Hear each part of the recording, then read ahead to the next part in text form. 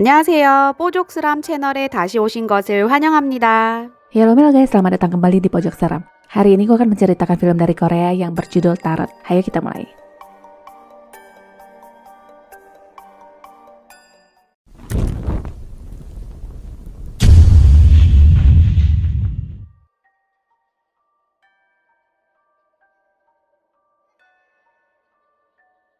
Malam perayaan Natal, seorang anak bernama Mina mengajak ibunya ke mall dan meminta dibelikan boneka Barbie. Sayangnya karena boneka itu dinilai mahal, sang ibu yang bernama Jiwoo ini meletakkan kembali ke rak dan sebuah kartu pun tercecer yang bertuliskan Wheel of Fortune. Tak lama sebuah email masuk ke ponsel sang ibu yang menyatakan dia telah lolos seleksi untuk posisi kasir. Malamnya Jiwoo membacakan dongeng sebelum tidur dan bertanya adakah Mina berdoa bersama Lily sahabat hayalannya, yang dijawab Lily muncul saat semua orang tidak ada. Jadi di mana Lily berada sekarang, yang ditunjuk Mina ke arah lemari. Sang ibu penasaran dan membuka lemari pakaian, tapi Mina berkata Lily itu sangat pemalu. Anak yang penuh imajinasi dan hayalan dianggap biasa yang diceritakan lagi ke neneknya keesokan harinya. Setelahnya Jiwoo mencari tahu arti tentang kartu yang dia temukan tersebut yang ternyata berhubungan dengan keberuntungan dan kesempatan. Ini tentu ada benarnya di mana Jiwoo mendapatkan pekerjaan yang bertepatan dengan momen kartu itu ditemukan. Ada suka ada pula duka di mana dia harus sudah bekerja besok pagi, tepatnya di hari Natal di mana seharusnya menjadi hari libur. Tibalah di hari pertama kerja dan seorang customer lupa membawa boneka yang dibelinya. Boneka yang persis sama Mina inginkan dan di sistem, barang yang sudah dibeli tidak dapat dikembalikan. Karena itu Jiwoo meletakkan boneka itu di bawah meja dan di waktu senggang, dia menelpon Mina.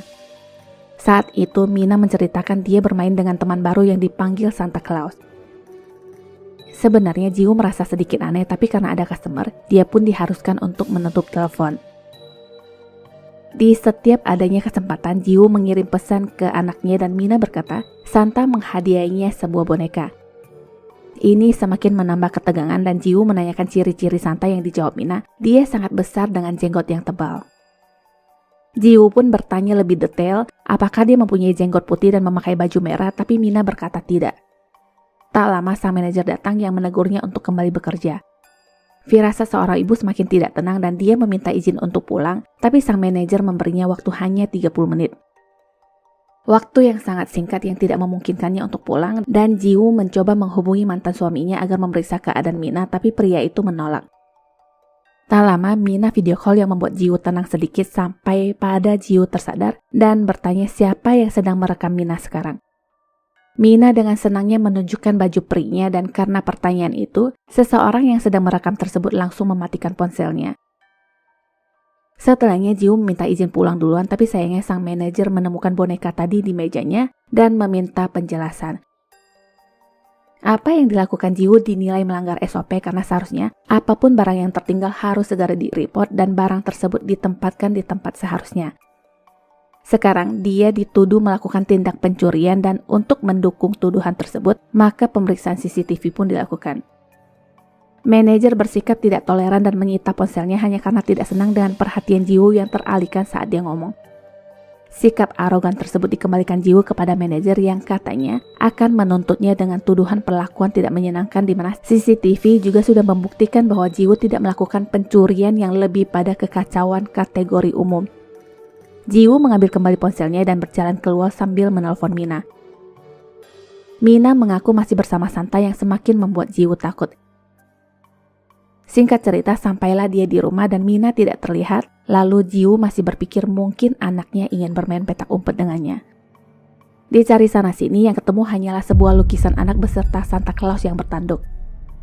Jiwoo semakin panik dan berusaha mencari di semua ruangan dan sekarang dia menemukan baju yang dikenakan Mina tadi dengan buku Peter Pan yang menceritakan bahwa setiap di antara kita ada peri di dalam hati, tapi jika orang itu sudah tidak percaya, maka peri itu akan menghilang dan tidak akan terlihat lagi selamanya. Ini seakan bertanda buruk. Dia pun mengingat semua kejadian beberapa hari belakangan ini tentang rasa frustasinya, tapi sebenarnya Mina kecil itu tidak pernah ada karena sebenarnya sewaktu dia menelpon di supermarket itu, nomor yang dituju tidak tersambung. Momen ketika dia menceritakan tentang Mina ke ibunya juga reaksi ibunya berkata, "Berhentilah ngomongin Mina. Juga sewaktu dia menelpon mantan suaminya. Suaminya berkata jangan terus ngomongin Mina karena sejak dia pergi, aku juga sulit melewati hari. Lalu ada juga anak perempuan yang berkata di telepon, ibu berhentilah menceritakan tentang cerita rakyat, jadi intinya, Mina kecil hanyalah kehaluan jiwa semata.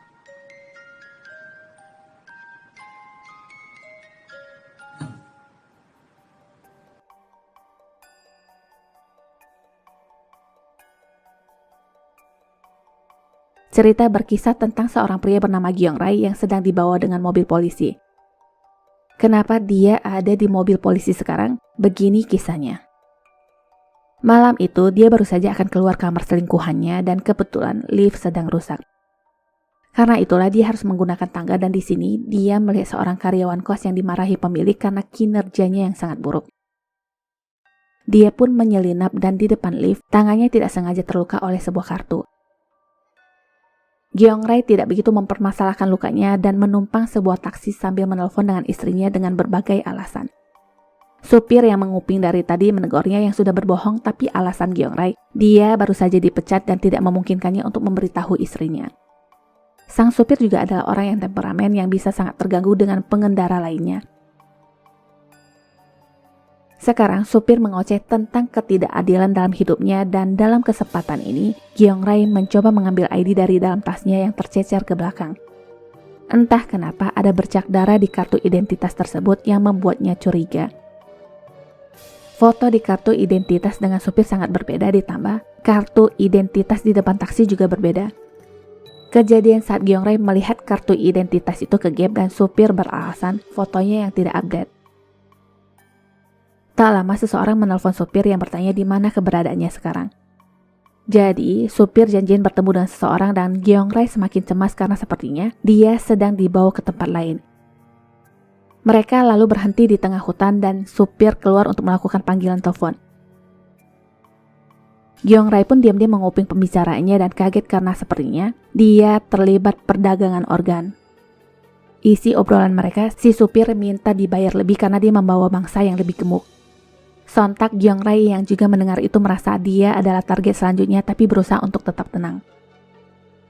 Dia lalu disuruh masuk kembali ke dalam taksi dan Gyong Rai meminta ponselnya yang sedang dicas di depan. Anehnya, supir berkata ponselnya hilang dan Gyong Rai pun menanyakan siapa yang sedang ditunggunya. Sang supir menjawab seseorang yang akan membeli dan di saat yang tepat, Gyong Rai menghabisinya dengan sebuah pen di kantong sakunya. Jasad supir kemudian dikeluarkan dari mobil dan dibiarkan tergeletak begitu saja. Sekarang dia berencana pergi dengan membawa taksi tapi rodanya nyangkut di lubang. Tak lama orang yang ditunggu-tunggu akhirnya datang juga yang langsung menanyakan soal barang. Sebelum menyerahkan barang, Gyong Rai meminta pertolongan untuk mendorong mobilnya dan setelahnya dia pun menunjukkan mayat supir tadi yang sudah dimasukkan ke dalam mobilnya.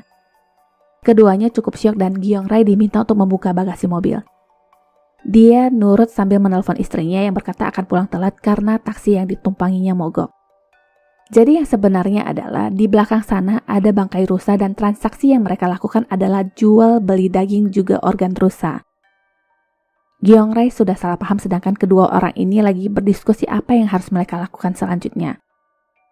Salah seorang dari mereka berencana menangkap Gyong Rai dulu dengan berpura-pura meminta bantuannya memindahkan bangkai rusa tersebut ke dalam mobilnya dan dari belakang seorang lainnya langsung menyergap tapi sayangnya gagal. Gyong Rai masih bisa melarikan diri dan tak lama dia kembali dengan sebatang kayu yang langsung menghajar mereka berdua sampai tidak sadarkan diri. 3 mayat dijadikan satu di dalam mobil dan rencananya dia akan menghilangkan jejak dengan membakar mobil tersebut. Setelah itu dia berjalan kaki yang lalu disamperin oleh polisi tapi untuk kasus yang berbeda. Ini tentang dia yang mampir di motel kamar 513 jam 7 malam tadi karena ternyata wanita yang dikencaninya yang bernama Juhi itu ditemukan tewas. Cerita sesungguhnya itu Gyong Rai dan Juhi terlibat cekcok dan Juhi mengancam akan memberitahu istrinya tentang hubungan mereka. Nah, disinilah Juhi dihabisi dengan pen yang sama. Gyong Rai berpikir Juhi benar-benar menelpon istrinya tapi ternyata dia hanya berakting. Sekarang Gyong Rai membuat cerita yang mengatakan apa yang dilakukannya hanyalah bentuk pertahanan diri dan Juhi dituduh sudah bersekongkol dengan supir taksi untuk menjual organnya. Polisi tidak percaya dan memintanya menjelaskan semuanya di kantor polisi nanti. Jeongrai mulai mencetak-cetakan pennya dan bisa diduga selanjutnya dia melakukan hal yang sama sampai mobil polisi kecelakaan. Sekarang dia kabur dan menelpon istrinya yang mengarang cerita ini itu dan berbicara sebentar dengan anaknya. Di papan iklan itu tertulis, "Karenamu, karena aku ingin bersamamu membuat Jeongrai berkaca-kaca," dan kartu tarot yang pernah melukai tangannya itu tertulis "The Fool", artinya bego.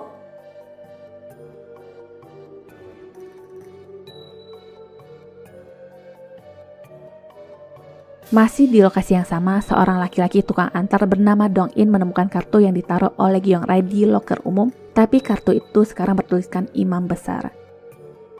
Jadi ceritanya dia baru saja dikerjai oleh seorang customer cilik. Walaupun begitu, sikapnya santai saja karena Dong In ini lebih fokus cari duit dan dia dijuluki Raja Antar. Setelah itu dia mencari tahu tentang arti tarot yang ditemukan tadi dan di sana tertulis, "Kamu yang mendapatkan kartu ini menandakan seorang pemimpin yang baik dan akan sangat beruntung jika berperan sebagai pengawas atau teman yang baik." Tak lama panggilan kerja masuk lagi dan waktunya antar-antar. Malam itu dia harus mengantarkan makanan ke sebuah rumah dan inilah wanita yang memesan makanan tersebut. Malam itu memang agak lain. Dong In disuguhi segelas air putih sebelum dia pergi. Walaupun hanya air putih tapi diakuinya terasa berbeda dan dia sendiri masih berpikir kenapa si wanita itu menyuguhkan minuman untuknya. Besoknya lagi-lagi dia harus mengantarkan makanan ke tempat yang sama dan sekarang Dong In diberikan sebuah roti tapi dia menolak. Dong In berpura-pura mendapatkan telepon tapi wanita ini tahu bahwa dia hanya berakting lalu menggantikan roti itu dengan uang tip. Yang ini langsung diembat Dong In dan wanita itu berkata dia akan selalu memesan makanan di jam yang sama setiap hari hanya untuk sekedar bertemu dengan Dong In. Ternyata tidak hanya pagi tapi malamnya juga. Sekarang wanita itu memberikan tip sambil menanyakan hal-hal pribadi seperti adakah Dong In mempunyai pacar dan sedikit menggodanya dengan mengangkat roknya. Di otak Dong In, itu apa? Bahkan memikirkannya saja malas tapi perempuan ini semakin menggila. Dia berkata Dong In sangat cocok dengannya dan mengundangnya masuk ke dalam. Dong In menolak dan melempar uang tip itu ke lantai sambil berkata jangan pernah membuat orderan makanan dengannya lagi. Si endut ngambek dan membanting pintu sedangkan Dong In diam-diam mengambil kembali uang tipnya. Pulangnya dia menghitung berapa banyak kiriman yang sudah diantar dan berapa jumlah uang yang dihasilkan sampai bosnya menelpon yang menyampaikan perempuan itu menelpon setiap 30 menit. Setiap pengirim lainnya yang ditugaskan, dia tidak mau dan meminta Dong In yang harus mengirimkan pesanannya. Walaupun begitu, Dong In tidak sudi lagi ke sana. Besoknya seperti biasa, Dong In sibuk kirim sana-sini dan malamnya dia ditelepon seorang dari pihak perusahaannya yang mengatakan adanya tuduhan mana Dong In dibilang melihat customer dengan jahat. Nah, karena itulah Dong In akan di-freeze dari kerjaannya untuk sementara waktu sampai kasus ini selesai. Karena kesal, dia lalu menghampiri perempuan itu untuk memintanya menghentikan laporan palsu tentangnya. Sebagai gantinya, dia akan tetap mengantarkan makanan tiap hari ke sana. Perempuan itu tidak berkata apa-apa tapi mengeluarkan sebungkus sampah dan meminta Dong In untuk membuangnya, lalu dia membanting pintu. Tentu saja ada tip di atasnya. Dong In membuang sampah itu dan dia menjadi kesal saat sepatu kesayangannya terkena tetesan cairan merah dari bungkusan sampah tersebut. Besoknya saat dia mengantarkan makanan ke rumah itu, Dong In berkata ada tetesan dari bungkusan sampah kemarin tapi wanita itu tidak menjawab apa-apa dan menaruh sebungkus sampah lagi sambil membanting pintu. Karena penasaran, Dong In lalu membuka bungkusan sampah itu yang isinya ternyata sepotong daging. Besoknya dia menceritakan kejadian aneh itu kepada rekannya yang bernama Ki-won. Di otak Dong In, wanita itu kemungkinan sudah gila dan melakukan sebuah kejahatan di dalam rumahnya. Malamnya seperti biasa, sampah dikeluarkan dan Dong In mulai menjadi detektif. Dia memeriksa potongan daging dan membawanya pulang untuk diteliti lebih lanjut apakah itu daging binatang atau manusia. Dari hasil percobaan ecek-eceknya, disimpulkan itu adalah daging manusia dan besoknya Dong In kembali menceritakan ini kepada Ki-hun. Mereka menghubung-hubungkan dengan seorang customer mereka yang menghilang sudah semingguan ini. Malamnya Dong In terus memikirkan segepok daging itu apakah benar si endut sudah mencincang-cincang daging manusia. Pesan antar masuk lagi ke aplikasi tentunya dari loyal customer. Singkat cerita, dia pun mengantarkan makanan ke sana dan di sana tertulis pesan, tinggalkan orderan di sepatumu dan jangan masuk ke dalam rumah. Pesan itu tidak digubris dan dengan galaknya dia melangkah masuk, lalu menggedor pintu dengan suara yang keras yang kemudian dikecilkan sedikit. Dia meminta untuk dibukakan pintu tapi tidak ada respon. Dong-in pun membuka pintu yang ternyata tidak dikunci. Untuk pertama kalinya dia masuk ke dalam ruangan remang-remang penuh sampah dan bau itu. Terdapat bercak darah di meja dan beberapa potong daging mentah. Yang lebih mengejutkan itu tato di sepotong daging yang terlihat persis dengan tato di salah satu tangan wanita itu yang langsung membuatnya mual. Ada suara wanita dari balik tirai yang berkata, "Kau menyukai wanita kurus bukan?" Dong-in bertanya siapa itu dan wanita tersebut menjawab, "Apakah aku sudah menjadi tipe wanita kesukaanmu?" Bukannya senang, tapi ini menambah kengerian Dong-in yang lalu membentaknya untuk tidak mendekatinya. Dong-in berjalan mundur dan sialnya kakinya terjepit sebuah alat yang membuatnya tak berdaya sekarang. Wanita itu terus berkata tentang cinta yang katanya Dong-in ini tipe pria idamannya dan cinta sudah sepatutnya saling berkorban. Wajah yang penuh dengan luka bahkan sekujur tubuhnya dan sekarang dia ingin bereksperimen dengan Dong-in. Malamnya wanita itu memesan peralatan anjing dan sang pengantar disuruh masuk ke dalam rumah. Di dalam begitu bau dan wanita itu terus menyuruhnya untuk masuk beberapa langkah lagi sampai dia kaget melihat Dong-in yang dirantai dan dijadikan seperti guguk. Seperti pesan dari kartu tarot yang didapatkannya, akan lebih baik menjadi teman atau pengawas. Tamat. 시청해주셔서 감사합니다. 구독과 좋아요, 공유 잊지 마시고요. 다음 영상 알림을 위해 알람 설정도 부탁드립니다. Sampai jumpa.